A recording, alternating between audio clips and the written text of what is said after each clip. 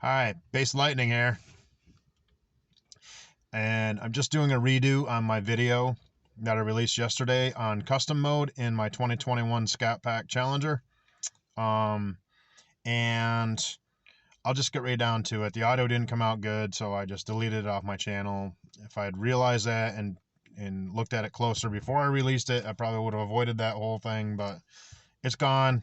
I don't want to put crap out there. So anyways, we'll get right down to it. So custom mode is where you set the car up and the performance features that you like in the recipe. So um, I don't need to go through every single feature and everything you can do with traction control and the drive modes.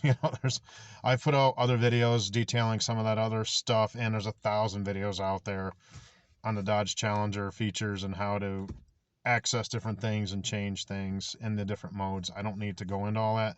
This is strictly custom mode, and what I do is I put the transmission in sport. I like the transmission in sport because it's fast shift speeds, but not so fast that it shifts too hard. Like in track mode, it's way too hard shifting and it's not smooth enough. So you actually get a better ET in sport mode. It's a faster, drag speed, definitely faster. Everything in sport, that's transmission, traction, and steering, everything in sport is my best setting that I like to run most of the time. When it's rainy out, like today, it's been raining here in northern Vermont. Um, so I've been running in auto mode, which is eco mode, and that puts the traction control fully on to street setting, and the you get your best traction and with your torque management to your rear axle in street mode. So if I have a lot of people in the car or taking like a road trip type of thing, wifey's on board and everybody's here, I probably run in auto mode just because it's a smoother ride. The suspension softens up. The demeanor's a little more mellow, even though you still got the power of the badass 392. It's just a little less aggressive in nature in the aspects of it. Acceleration and it just rides nicer and it's quieter. So by myself, sport mode, everything. I played around in track mode, but yeah. So custom mode is the topic, so I'm gonna stay on topic. I set my custom mode on transmission sport and then everything else in street because it gives me my maximum traction, soft steering, but yet I get the great performance of the ZF8 speed in sport mode, which is smooth, fast shifting, but not overly fast, not too aggressive. Like track mode is just too much. I mean, it's just, I don't know, it's just too harsh. It's good in restricted situations. If you're on an autocross course set up in a big parking lot somewhere, or you're on an actual track, it's not bad. Drag strip though, sport mode, everything, definitely. Um, I've talked to other YouTube channel people out there, and professional race car drivers, semi-pros, whatever you want to call them, people who spend a lot more time at the drag strip than me, and a lot of them always tell me sport mode everything. I run pure stock on my Scat. I don't do any modding. I don't get into all that. That's, to me, it's fun, I guess, but when you change one thing, you got to change another and another and another. Next thing you know, you're into it for 30 grand, and you could have just got the next trim level up or something. So I took that advice from B Mason and others to just get the next trim level up. You know what I mean? And that's what I did. So I drove in an RT Shaker for years, which I know I've mentioned this in other videos, but just to give you a short recap of my driving history. And then from the RT Shaker 6-speed Tremec, I upgraded a year ago, which was 2022, into this 2021 Challenger Scat, which only had very, very little miles on it. So it was technically used, but it still had full factory warranty. I'm still in the factory warranty a year later. So 1 year of ownership, everything's all good. And I just use a 0W40 It's full synthetic on my oil changes. Lube oil and filter changes about 4,000 miles instead of 5. I go by the percentage meter on my um, dash cluster, instrument cluster. And when that tells me it's about 30%, I change it. When it says oil life 30%, then I schedule, I change it. I get it out, and I'm not out drag racing this every weekend or like some cool people, people out there. I'm not putting those people down. Believe me, I admire you if you're out there with your challengers and killing it out there. You know what I mean? But for me, as just a street muscle driver like this, street muscle enthusiast like what I do, occasional pulls here and there. I don't light them up anymore because I don't want to drop $1,500 every spring on brand new tires. I don't run drag radials.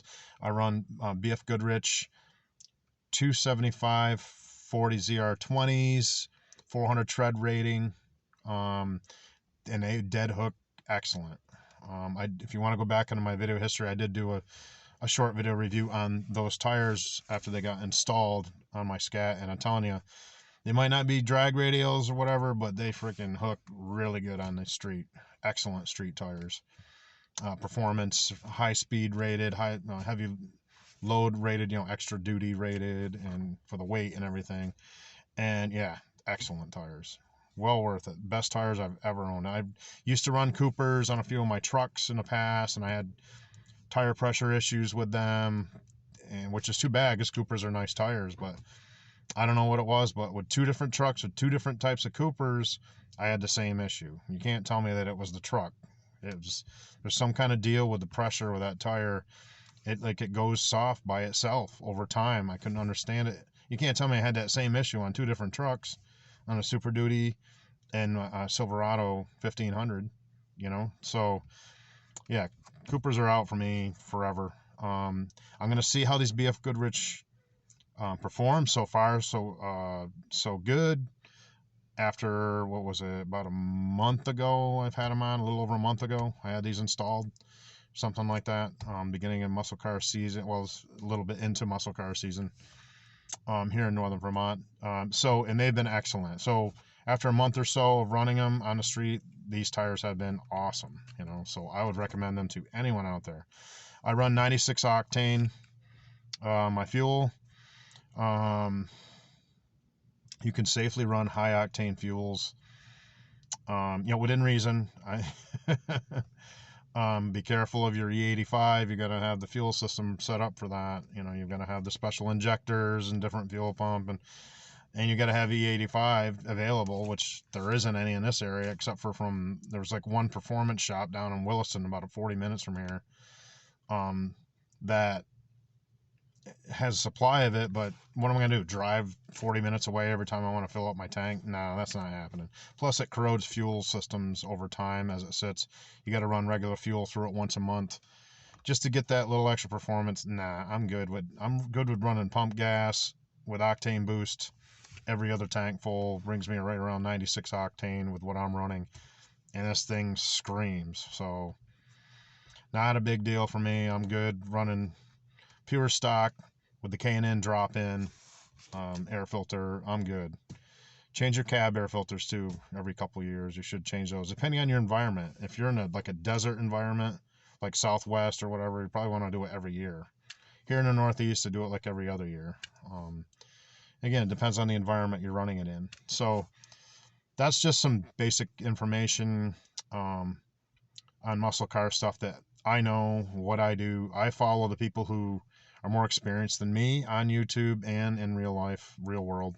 I have an uncle who's an expert mechanic, has been for like 40 years, and stuff like that. I learn from the people that know more than I do about it, which is kind of like applies to anything, and that's about it. So custom mode is really the most creative mode on the car because you can make it your own.